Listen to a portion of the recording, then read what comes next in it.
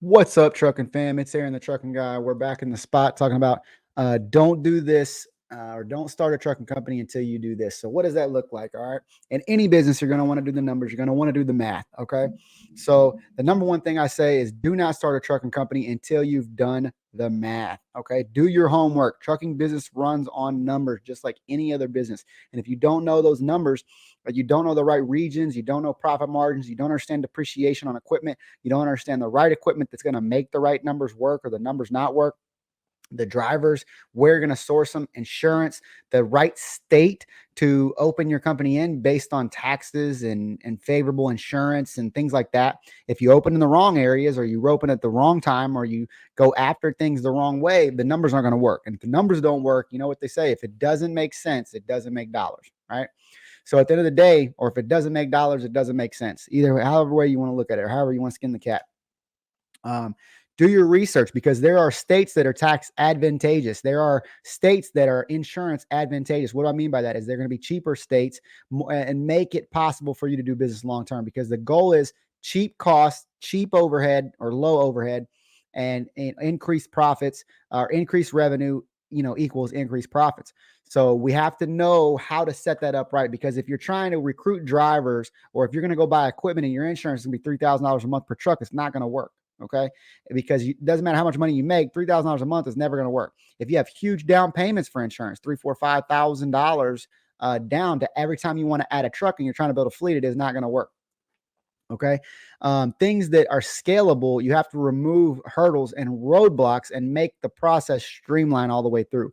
My recommendation is get a mentor, right? Obviously, I am one and I would say that and sell that. But at the end of the day, it's true. I finally got a mentor, then I got another mentor, and then I got another mentor, and then I got another mentor. But I made a lot of mistakes in the beginning of my career. What did that look like? It looked like trucks breaking down, buying the wrong equipment, losing a trailer, buying the wrong trailers, the wrong tires, running with the wrong setup, not having the right driver, not sourcing the right driver, going into the wrong states without, this permit or that, hut sticker or not knowing certain things and driving into areas that I didn't belong in because I didn't do the research, right? Knowing how to file if the paperwork and back end and all these different things that come along with a business that have, repercussions. You need to understand how to do those things. And if you don't know how to do them or don't know where to find the information, the fastest way to jumpstart that you can, is get a mentor. I learned because you go into New York, for instance, not have HUT, $2,500 ticket, whammy, right there, right? That the mentorship is much cheaper than that. The mentorship that I ended up getting and paying for was much cheaper than that. So, and then again and again, I've paid as much as $10,000 for mentorship. And if you get set up with the right one, they could eliminate all of those problems and make your career much less stressful. Okay. So avoid the costly mistakes by skipping and getting a mentor. It doesn't have to be me. Could be, there's a lot of them out there. I would try to get a vetted, legitimate one, which we have the proof of legitimacy here, but there's many of them out there in the space, in any space. Doesn't matter what business you go in. If you get a consultant to consult on your business, how to do it right, how to open it right, how to scale it right. And you say, hey, these are the goals that I have. This is what I want out of the business ultimately. This is the amount of investment that I have. Can I do it? Yes, no. If this is the amount of investment that I have, what can I do to and set up a plan to get there, right? You might go get a business plan. That's fine. A business plan is going to give you financing, a few different key factors, right? Who's my key audience going to be? You might have some KPIs, key point indicators, tell you, hey, this, but that's not really going to tell you unless you get the knowledge from somebody who's been in the space, who's actually done it. So you need somebody who knows the numbers. Number one, you need somebody who can teach you the safety protocols. You need someone who's good at sales and marketing that can tell you how to do those things. Because if you don't have a sales and marketing background, how are you ever going to get drivers? Unless you hire or outsource that out. And if you don't even know what good marketing looks like for this industry, because every marketing is different for every type of industry, right? The pharmaceutical market, is different from the trucking market, from the housing market, from the, coaching space, right? There are a lot of different ways to market and sell to those prospects, clients, or end users. So if you're looking at, recruiting drivers or recruiting owner operators, or going out and selling your business and getting, clients as far as the freight is considered, each one of those has a different way to recruit or sell that certain point. Um, don't buy the wrong equipment. I've seen, one of my, a lot of my clients, but one of my clients bought the wrong truck, right? The truck was just, he got it cheap and he thought, man, it's a cheap truck. I can get access into it. But the truck was broken down in the shop more than it ever made any money, more than it was ever on the road, on the highways, right? It spent more time in shops and cost. He's already spent as much as maintenance as he paid for the truck, right? Or damn near close to it, right? Then I've had many, many clients buy the wrong trailer. They bought a trailer that was too small or the wrong trailer for what they wanted to do. The list goes on and on. So don't be that person that just because you found quote unquote a good deal on equipment, that you think that that's the right equipment for the job.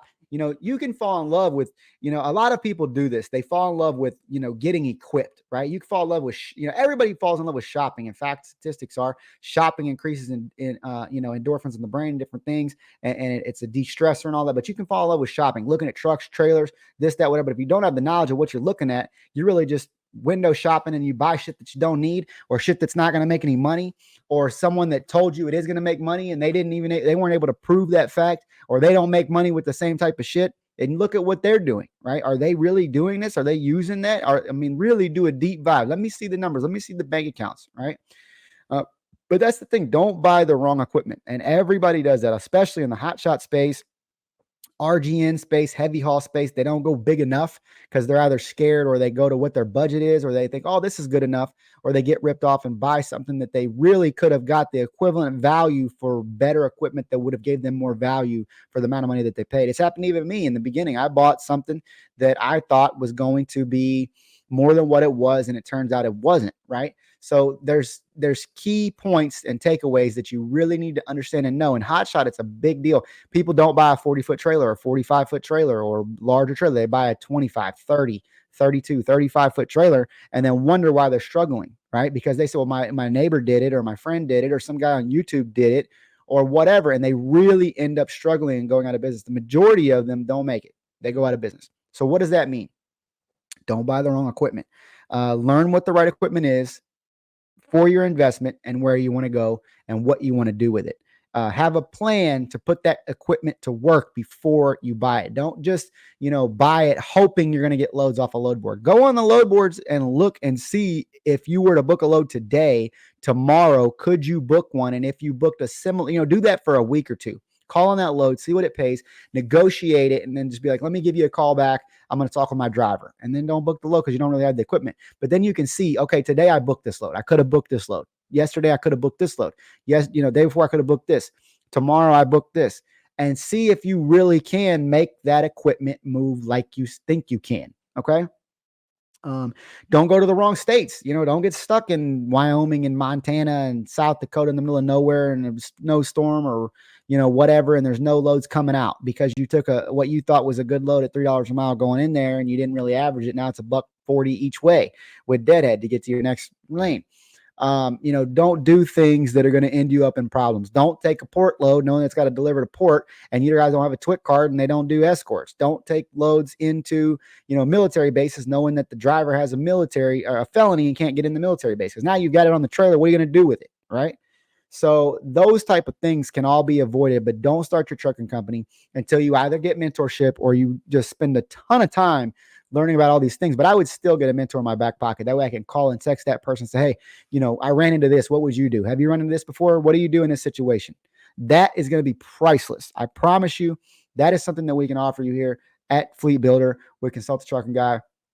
We look forward to working with you if that's the route you decide to take. If you go with somebody else, best of luck. I hope it works out for you. I really do, because I hate to see people get in and go out of business and it not work for them because they didn't get the right knowledge, the right information. They started their business in the right place. They have to move insurance companies. My first insurance company lied to me and told me X amount and charged me through the sky. And then I, through resources, found one that I could get much, much cheaper, almost 50% cheaper. So, it's all in who you know. It's all on what you know. And I would definitely do my research, do the math, get mentorship. Don't buy the wrong equipment. Don't be steady to buy something fast right now anyway. Go talk to people, learn what you need to buy and what's the right way to do it before you do it. But that's what I would do. Don't start a trucking company until you do those things. We'll catch you on the next one. Thank you for tuning in.